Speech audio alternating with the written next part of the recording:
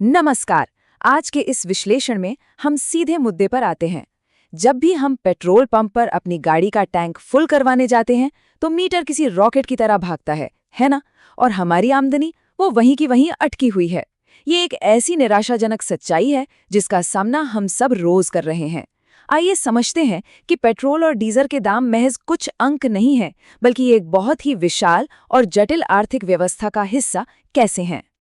अब सबसे बड़ा सवाल ये है कि मीटर इतनी तेजी से भाग रहा है लेकिन आमदनी स्थिर है। आखिर क्यों? इस भारी आर्थिक दबाव के लिए असल में जिम्मेदार कौन है? क्या ये हमारी स्थानीय सरकारों की नीतियों का नतीजा है, या फिर इसके पीछे दुनिया की उन विशाल ताकतों का हाथ है जो यहाँ से हजारों किलोमीटर दूर बैठकर सब कुछ कंट्रोल कर रही हैं? चलिए आज हम इसी पहेली को सुलझाते हैं। भाग 1, तेल आखिर आता कहाँ से है? आयात की असलियत। चलिए अब इस बुनियादी बात की गहराई में चलते हैं। तो यहाँ सबसे बड़ा फैक्ट ये है कि हमारे देश में हमारी ज़रूरतों को पूरा करने के लिए पर्याप्त कच्चे तेल का उत्पादन नहीं होता है। डेटा पर गौर करें तो हमारी कुल आवश्यकता का 85% हिस्सा बाहर से आता है, यानी आयात किया जाता है। घरेलू उत्पादन सिर्फ 15% पर ही सीमित हुआ है। अब इस विशाल अंतर का सीधा सा मतलब ये है कि अंतर्राष्ट्रीय बाजार के उतार चढ़ाव ही ये तय करेंगे कि कल सुबह हमें पेट्रोल पंप पर क्या कीमत चुकानी है। और ये तेल आता कहाँ से है? हमारे प्रमुख आपूर्तिकर्ता देश हैं सऊदी अरब, रूस और इराक। इन अंतर्राष्ट्रीय स्रोतों पर हमारी ये भारी निर्भरता ही इस पूरी कीमत वाली पहेली की असली नींव है। जरा सोचिए, जब इन देशों में उत्पादन में कोई कटौती होती है या कोई नई नीति बनती है तो उसका सीधा और तुरंत असर हमारी जेब पर पड़ता है। भाग 2, युद्ध और तेल की राजनीति, वैश्विक प्रभाव। आपने नोटिस किया होगा कि जब भी दुनिया में कहीं तनाव बढ़ता है तो हमारे यहाँ दाम बढ़ने लगते हैं। रूस यूक्रेन युद्ध इसका एक बहुत ही स्पष्ट उदाहरण है कि कैसे अंतर्राष्ट्रीय झगड़े पल भर में इन महत्वपूर्ण सप्लाई चेन्स को हिलाकर रख देते हैं। इस युद्ध ने वैश्विक आपूर्ति को बुरी तरह से बाधित किया, बाजार में डर का माहौल बन गया और पूरी दुनिया में कच्चे तेल की कीमतें आसमान छूने लगीं। यानी सीमाओं के पार का तनाव सीधा हमारी उच्च लागत में बदल जाता है। अब इस पूरे सिनारियो में जो बात वास्तव में दिलचस्प है ना, वो इस एक वाक्य में सिमट जाती है। तेल सिर्फ तेल नहीं, ये ताकत है। बिल्कुल, जो देश तेल के भंडार और उसकी आपूर्ति को नियंत्रित करते हैं, असल में वही पूरी दुनिया के धन और सत्ता को नियंत्रित कर रहे होते हैं। ये एक बहुत बड़ी सच्चाई है।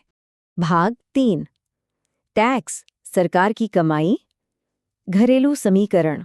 तो चलिए वैश्विक मंच से वापस अपने घरेलू स्तर की ओर आते हैं। कई बार ऐसा होता है कि अंतर्राष्ट्रीय बाजार में कीमतें गिरती हैं, फिर भी यहाँ ईंधन सस्ता नहीं होता। तो सबसे अहम बात यह है कि अंतिम कीमत कैसे तय होती है। जब कच्चे तेल की मूल कीमत में केंद्र और राज्य सरकारों के टैक्स जुड़ते हैं तो कई बार इन दोनों करों का कुल योग खुद उस कच्चे तेल की मूल कीमत से भी ज्यादा निकल जाता है। अब सवाल उठता है कि भाई इतना टैक्स क्यों?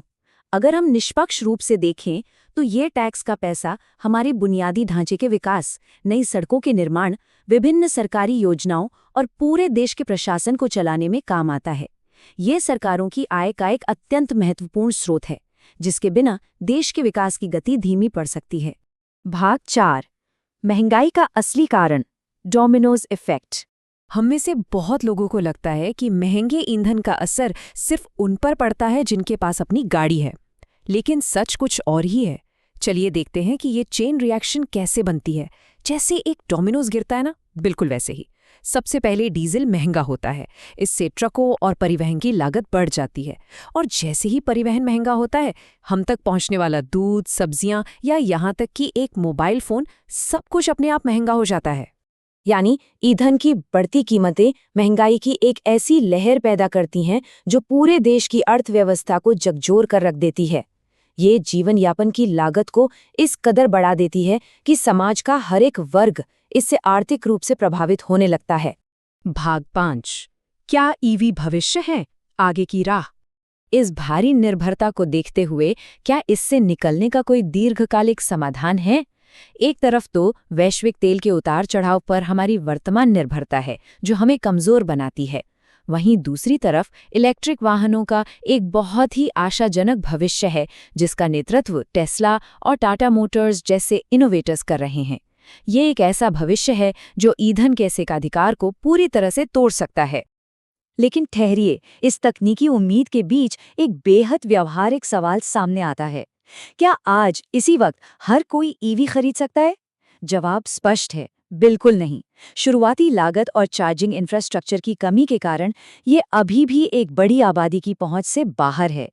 इसका मतलब ये है कि आने वाले कई सालों तक पारंपरिक ईंधन ही हमारी अर्थव्यवस्था की रीढ़ बना रहेगा। तो इस पूरे विश्लेषण का निचोड़ ये निकलता है कि पेट्रोल राजनीति है, व्यापार है और ताकत है। गाड़ी के टैंक में भरा जाने वाला ये तरल पदार्थ महज एक ईंधन नहीं है। यह एक ऐसा बिंदु है जहां विशाल वैश्विक ताकतें और हमारी घरेलू नीतियां आपस में टकराती हैं। अंत में ये मुद्दा हमें एक बहुत ही गहरी सोच के साथ छोड़ जाता है। अगर ईंधन ही वैश्विक ताकत है, तो हमारी रोजमर्रा की जिंदगी की कीमत को असल में कौन नियंत्रित कर रहा है?